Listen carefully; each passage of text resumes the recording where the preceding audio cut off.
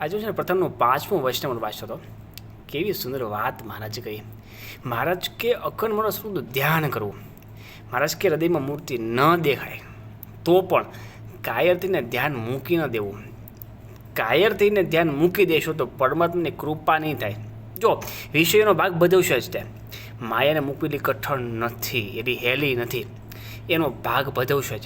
પણ મહારાજ કે રાધિકાને પતિ એવા શ્રી કૃષ્ણ ભગવાનનું ધ્યાન મારે મહારાજ જે લૌકિક વ્યવહાર બતાવ્યો.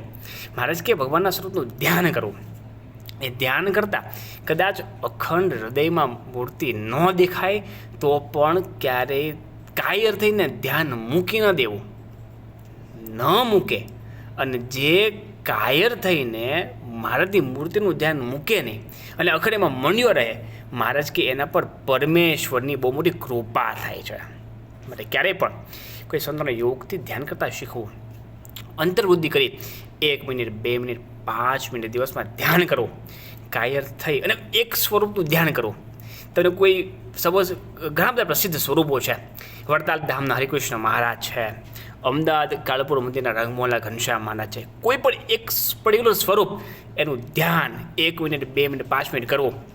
અને ધ્યાન થાય, વિષયો ભજવશે, વિષયોનો ભાગ ભજવશે, પણ ક્યારેય એવા કાયર થઈને પરમાત્માનું ધ્યાન મૂકી ન દેવું.